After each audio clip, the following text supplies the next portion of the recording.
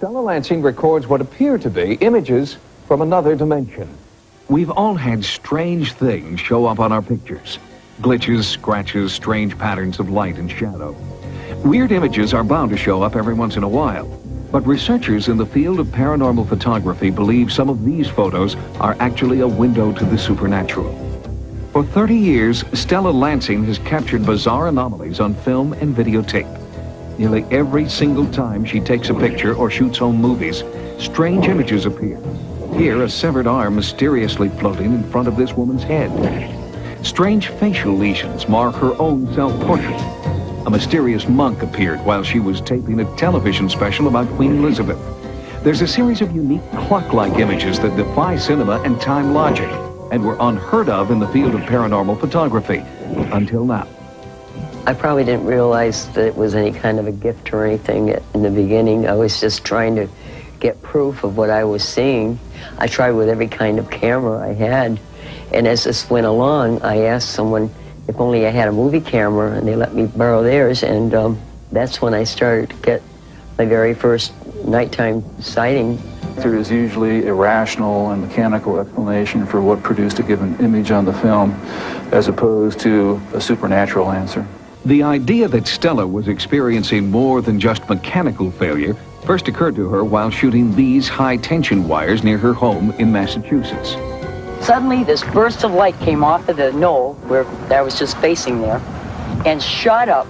It seemed like in that direction, toward the moon, in the direction of the moon, south, southwest.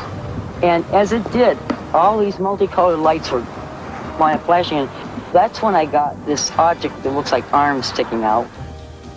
A frame-by-frame analysis of Stella's Super 8 film reveals these astonishing images. A group of 4 men, which photo experts have named the occupants. In the 20 years since this Super 8 image was captured, photo analysts have debated its authenticity. I took the footage of the occupants to the Brooks Institute, the prestigious photography study center in Santa Barbara, California. What could affect a photographic negative like that? A stray light entering from a small hole near the camera lens, possibly some kind of after effect when the film was taken out of the camera, some kind of a very fine, hard, and short light strike that produced those patterns. 8mm motion pictures are so small, frame by frame, that it's virtually impossible to fake them without a sophisticated laboratory and animators. You'd have to run a Walt Disney studio to do it. A person like Stella Lansing could not do it. Even more mysterious than Stella's Super 8 image of the occupants is what happens when the film is transferred to videotape. Then, unidentified voices suddenly appear.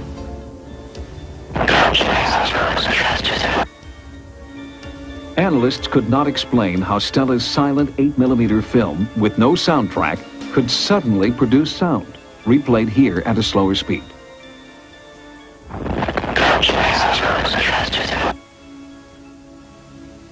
With no technical knowledge of photography herself, Stella searched for someone who could explain the images in her photos.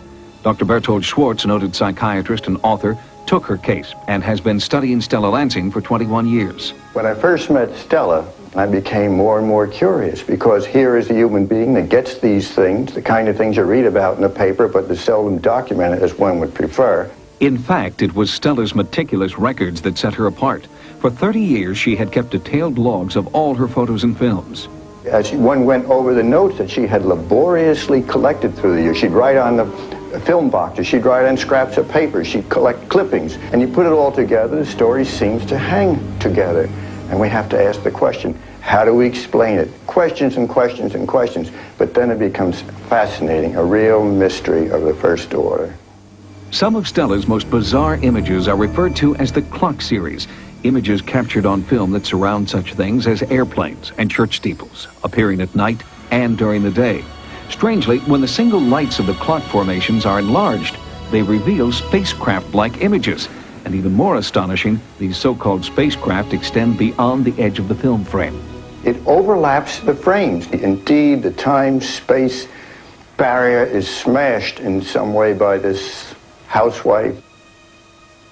Rand, the clockwork patterns on Stella's photographs, what do you make of them? I can find some rationale in calling them a mechanical problem in the camera. Some of the consistencies from frame to frame indicate that the exposure was produced not in the camera, but somewhere as a light leak entering the camera, or some other pattern. The pattern appears to be very similar, but not always the same. But Stella Lansing still got the clock-like formations when she used 6 different cameras, 2 different types of film, inside, outside, in daylight, and at night, in 5 different states. She even succeeded when her camera was switched for another at the last moment. So could Stella Lansing be somehow affecting her film subconsciously? To find out, Dr. Schwartz has subjected Stella to psychiatric evaluations and brainwave analyses. In 1971, Dr. Schwartz himself filmed this breakthrough field study. He and Stella journeyed from Springfield, Massachusetts to Munson Hill, to the power lines where Stella first photographed the occupants. Stella's saying, oh, they're going to come, they always do. And by golly, we see these 2 orange or reddish-orange globes. First there's 1, then there's 2, they're blinking, they seem to hop around. Aim my camera at it, I hope I'm capturing this, I don't know. What does this mean? This causes me to believe that either there's some type of mind projection, either she's somehow projecting these images onto the film from her imagination, from her own mind, or that another theory, which is certainly not provable, not by me anyway, is could things exist in another dimension, in a borderline way where they flicker in and out of our dimension. 21 years later, we accompanied Stella to Munson Hill, the site of her original photo expedition. We wanted to see if Stella would get the same paranormal images under our own controlled conditions. There's some kind of interaction here. Whatever it is, I don't know what it is, but for some reason, it's just like when I'm driving, I seem to know where to look. I mean, I don't have eyes in the back of my head, but I seem to know when to look somewhere, and I look like that, and there it is. Stella also took still photos of our sightings producer and camera crew, and surprising results occurred at the Palmer Photo Lab, where Stella's film was developed. The first thing their technician ruled out was light flare. This is what's interesting right here.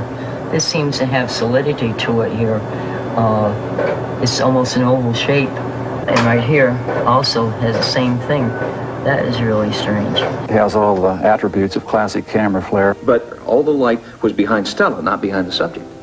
There appears to be some sort of light source just breaking over her shoulder. But it would be visible to the naked eye. It would be like a flashbulb or something. It could have been a very transitory event, very short in duration, where the human eye and brain in combination just didn't recognize it, but the film did for whatever reason. I believe in what I'm doing, and I know there's something out there, and nobody can tell me it isn't.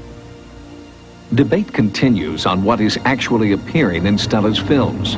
We'll keep you updated on the results of future investigations.